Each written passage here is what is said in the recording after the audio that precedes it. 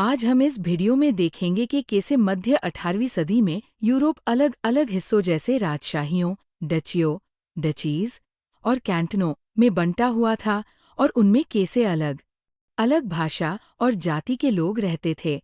जिसका उदाहरण हम ऑस्ट्रिया हंगेरी में शासन करने वाले हैब्सबर्ग साम्राज्य को देखेंगे। चलिए अब विस्तार से समझते हैं।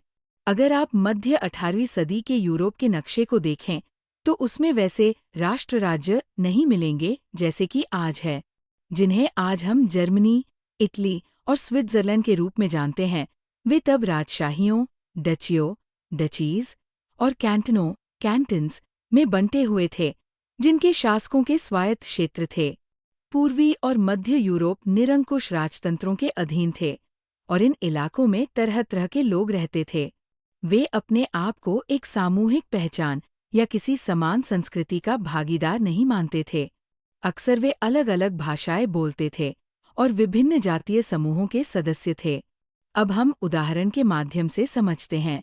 ऑस्ट्रिया हंगरी पर शासन करने वाला हैब्सबर्ग साम्राज्य कई अलग अलग क्षेत्रों और जनसमूहों को जोड़कर बना था।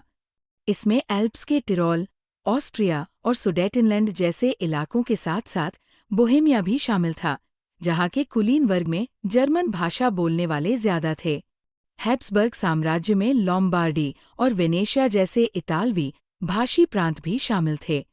हंगरी में आधे लोग मैग्यार भाषा बोलते थे, जबकि बाकी लोग विभिन्न बोलियों का इस्तेमाल करते थे। गालिसिया में कुलीन वर्ग पोलिश भाषा बोलता था।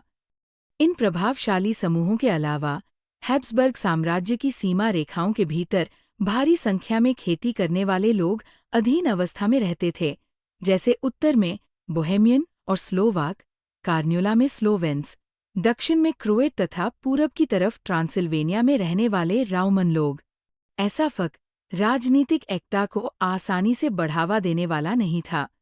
इन तरह तरह के समूहों को आपस में बांधने वाला तत्व केवल सम्राट के प्रति सबकी निष्ठा थी।